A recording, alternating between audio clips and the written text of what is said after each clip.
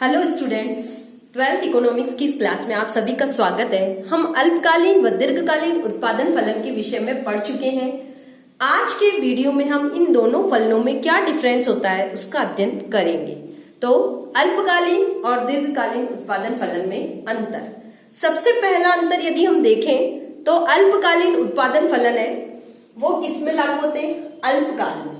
और दीर्घकालीन उत्पादन फलन किस समय अवधि में लागू होते हैं? दीर्घकाल में। अल्पकाल और दीर्घकाल का डिफरेंस हम पहले भी बता चुके हैं कि जब तक हम अपने साधनों या वस्तुओं की पूर्ति मांग के अनुरूप नहीं कर पाते वो सारा समय किसमें गिना जाता है? अल्पकाल में। और दीर्घकाल वह समयावधि होती है जिसमें हमारी पूर्ति पूरी तरह मांग के अनुकूल बनी रहती है। तो अल्पकालीन उत्पादन फलन कौन सी अवधि में लागू होते हैं? अल्पकाल में। और दीर्घकालीन उत्पादन फलन किस समयावधि में लागू होते हैं? दीर्घकाल। ये दीर्घकाल में लागू होते हैं। अल्पकालीन उत्पादन फलन अल्पकाल में लागू होंगे और दीर्घकालीन उत्पादन फलन दीर्घकाल में लागू होंगे। सेकेंड डिफरेंस यदि हम इनका देखें तो अल्पकालीन उत्पादन फलन में हम क्या करते हैं? उत्पादन के कुछ साधनों को स्थिर मानते हैं और कुछ साधनों को इसमें हम परिवर्तनशील करते हैं। यानी उत्पादन के कुछ साधन इसमें स्थिर रहते हैं और दीर्घकालीन उत्पादन फलन में उत्पादन के सभी साधन परिवर्तनशील माने जाते हैं, कोई साधन उसमें स्थिर नहीं रहता। तो दूसरा डिफरेंस क्या हो गया? उत्पादन के कुछ साधन स्थिर, उत्पादन के कुछ साधन इसमें कुछ साधन स्थिर और कुछ ही परिवर्तनशील होते हैं। वह कुछ परिवर्तनशील होते हैं। और दीर्घकाल में क्या होगा? उत्पादन के सभी साधन परिवर्तनशील होते हैं, कोई साधन इसमें स्थिर नहीं होता, सभी साधन परिवर्तनशील, सभी साधन परिवर्तनशील। नेक्स्ट डिफरेंस यदि अपन देखें अल्पकालीन और दीर्घकालीन उत्पादन फलन में, तो अल्पकाल में तक क्या होता है? उत्पादन का जो पैमाना है, पैमाना या स्केल है वो बिल्कुल परिवर्तित नहीं होता, उत्पादन का पैमाना इसमें नहीं बदलता। जबकि दीर्घकालीन उत्पादन फलन में उत्पादन का पूरा जो पैमाना है वो ही परिवर्तित हो जाता है। तो तीसरा डिफरेंस हम कह सकते हैं पैमाना नहीं बदलता, पैमाना नहीं बदलता। और उसमें क्या होगा? पैमाना ही बदल जाएगा, पूरा का पूरा पैमाना बदल जाता है।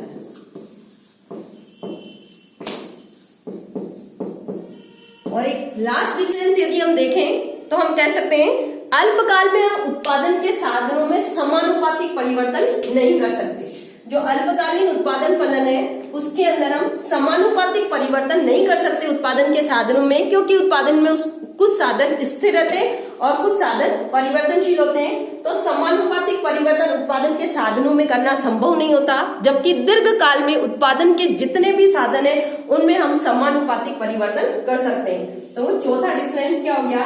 साधनों में समानुपातिक परिवर्तन संभव नहीं अल्पकाल में, साधनों में समानुपातिक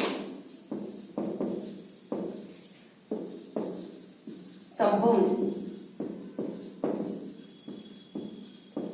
और इसमें क्या होगा? साधनों में समानुपातिक परिवर्तन किए जा सकते हैं, साधनों में समानुपातिक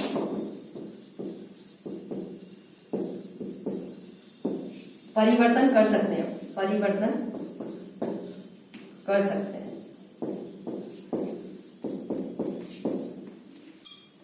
तो ये थे अल्पकालीन और दीर्घकालीन उत्पादन फलन के डिफरेंसेस। बिल्कुल क्लियर है, यदि आपको दोनों ही फलन पता है तो आप इनके डिफरेंस खुद भी लिख सकते हैं।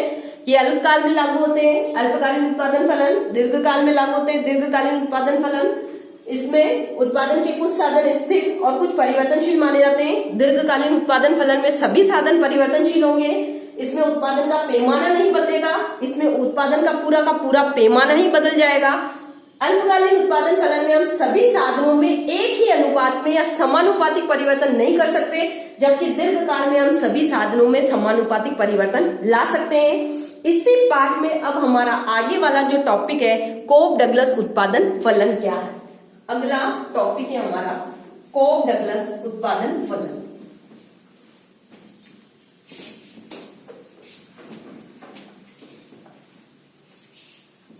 कोप डगलस उत्पादन फलन।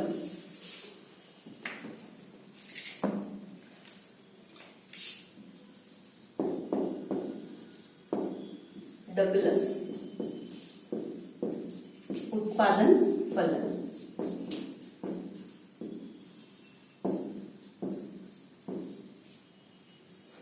देखिए, अमेरिका के दो प्रसिद्ध अर्थशास्त्री हैं, प्रोफेसर कॉब और प्रोफेसर डगलस। अमेरिका के इन दोनों अर्थशास्त्रियों ने उत्पादन पर श्रम और पूंजी के प्रभाव को, श्रम और पूंजी उत्पादन के साधन है, उनका उत्पादन पर क्या प्रभाव होगा उसको जानने के लिए उन्होंने एक उत्पादन फलन प्रस्तुत किया, जिसको उन्हीं के नाम पर हम कोप डगलस उत्पादन फलन कहते हैं। उन्होंने क्या किया, उत्पादन पर श्रम और पूंजी की इकाइयां अतिरिक्त लगाने पर या उनकी इकाइयों में परिवर्तन करने पर उत्पादन की मात्राओं पर क्या प्रभाव होते हैं, उसको जिस फलन के द्वारा प्रस्तुत किया उसे उन्हीं के नाम पर कोप डगलस उत्पादन फलन का नाम दिया गया। इस फलन को हम यदि देखें तो इस फलन है Q is equal to K L alpha C beta. Q is equal to K L alpha C beta, ये क्या है, कोप डगलस उत्पादन फलन है। इसको फलनात्मक रूप में लिखते हैं तो हम लिखते हैं Q is equal to K L alpha C beta. अब इन Q का मतलब क्या है, Q इज इक्वल टू तो है उत्पादन मात्रा, उत्पादन मात्रा। अब K क्या है, तकनीकी स्थिरता का सूचक है K, जिसमें हम मान लेते हैं टेक्नोलॉजी में कोई परिवर्तन नहीं किया गया।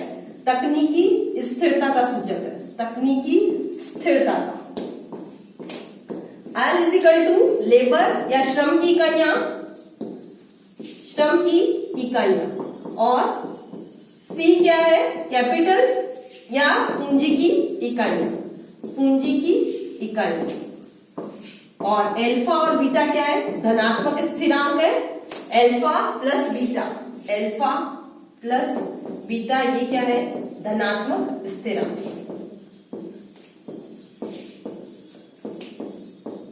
इस उत्पादन फलन के आधार पर उन्होंने क्या बताया, एक समरेखीय उत्पादन फलन को उन्होंने निरूपित किया है जो स्थिर प्रतिफल की मान्यता पर आधारित है।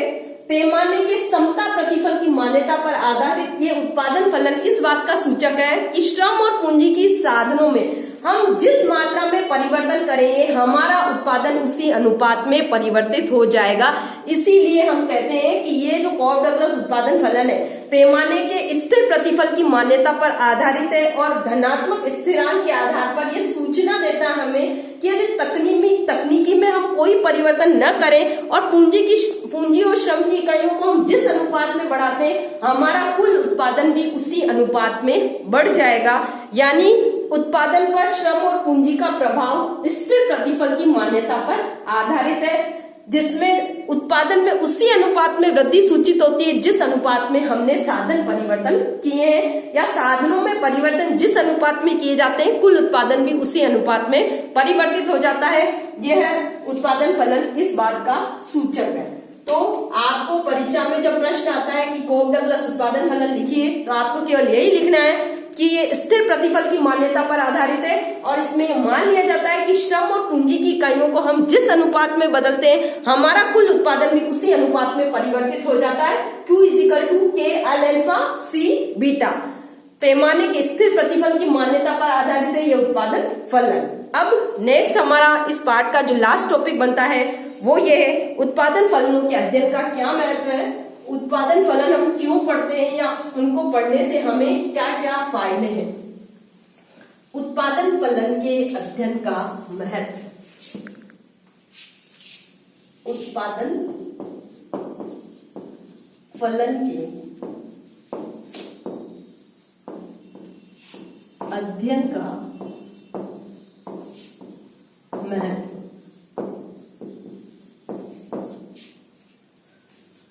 इसको पढ़ने के क्या क्या फायदे हैं। उत्पादन फलन का मुख्य जो महत्व है वो एक उत्पादक के लिए होता है, जो प्रोडक्शन करता है या जो व्यक्ति उत्पादन कार्य कर रहा है उसके लिए उत्पादन फलन के अध्ययन का बहुत अधिक महत्व होता है, क्योंकि उत्पादन फलन में हम ये पढ़ते हैं कि श्रम पूंजी या उत्पादन के अन्य साधनों की मात्रा को यदि हम घटा बढ़ा रहे हैं तो उसका उत्पादन पर क्या प्रभाव होगा। तो एक उत्पादक अपने उत्पादन का निर्णय कहाँ से करता है? उत्पादन फलनों के अध्ययन के आधार पर। यदि वो उत्पादन फलन पढ़ रहा है तो उसे पता चलेगा कि कहाँ तक मुझे फायदा मिल रहा है, कहाँ से मेरा नुकसान होना शुरू हो गया है, या किस बिंदु पर मैं अपने साधनों का कुशलतम प्रयोग करके अधिकतम उत्पादन कर सकता हूं। तो सबसे पहला यह है, इसका महत्व है कि एक उत्पादक को अधिकतम उत्पादन मात्रा निर्धारित करने में मदद करता है। अधिकतम उत्पादन मात्रा निर्धारण में मदद करता है।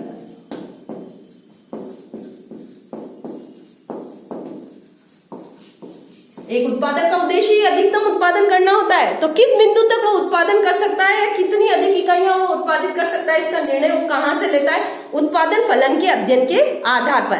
फिर नेक्स्ट इसका महत्व, साधनों के प्रतिस्थापन का निर्णय भी इसी के आधार पर करता है एक उत्पादक। साधन प्रतिस्थापन का निर्णय, साधन प्रतिस्थापन का निर्णय, कितनी मात्राएं उसे श्रम की लगानी है, कितनी मात्राएं उसे पूंजी की लगानी है, या इन दोनों साधनों का प्रतिस्थापन उसे किस प्रकार करना है, वो पूंजी प्रदान तकनीक अपनाना चाहता है या श्रम प्रदान तकनीक का इस्तेमाल करेगा, इसका निर्धारण भी एक उत्पादक किसके द्वारा करता है? उत्पादन फलन के अध्ययन के आधार पर। क्योंकि यदि उसके पास श्रम की इकाइयां अधिक है, उसकी लागत यदि अधिक आ रही है, तो किस सीमा तक पूंजी अधिक मात्रा में लगाएगा या किस सीमा तक श्रम की इकाइयों में कमी करेगा, इन सब बातों का निर्णय किसके आधार पर किया जाएगा? उत्पादन फलनों के अध्ययन के आधार पर। बिना इस फलन के अध्ययन के वो अपने साधनों के प्रतिस्थापन का निर्णय नहीं कर सकता। साधन प्रतिस्थापन का अभिप्राय यह है कि उत्पादन के विभिन्न साधनों को एक के स्थान पर दूसरे का प्रयोग करना। ज्यादातर व्यक्ति श्रम प्रदान और पूंजी प्रदान तकनीक में श्रम और पूंजी की इकाइयों को प्रतिस्थापित करता है। तो एक उत्पादक कितना श्रम लगाएगा, कितनी पूंजी लगाएगा, या कितनी पूंजी के बदले कितना श्रम प्रतिस्थापित करेगा, कितने श्रम के बदले कितनी पूंजी प्रतिस्थापित करेगा, उसका जो निर्णय है वो उत्पादन फलन के अध्ययन के आधार पर किया जाएगा। फिर देखिए अधिकतम लाभ बिंदु का निर्धारण। तीसरा जो फायदा है उत्पादक के लिए, अधिकतम लाभ बिंदु निर्धारण। लाभ बिंदु निर्धारण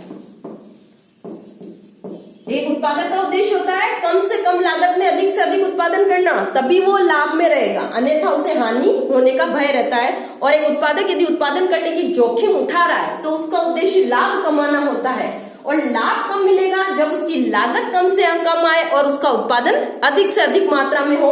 तो अधिकतम लाभ बिंदु का निर्धारण करने में भी उसे कौन मदद करता है? उत्पादन फलन। उत्पादन फलन के आधार पर ही वो निर्णय कर सकता है कि कहां तक उसे बढ़ते प्रतिफल नियम के आधार पर कम साधन लगाने पर भी अधिक उत्पादन मिल रहा है, कहां उनका अनुकूलतम संयोग बैठ गया और उसके बाद वो अधिक उत्पादन नहीं कर पाएगा।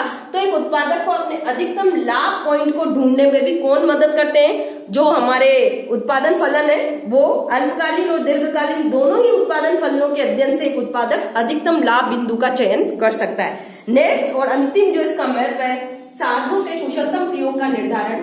साधनों के कुशलतम प्रयोग का निर्धारण।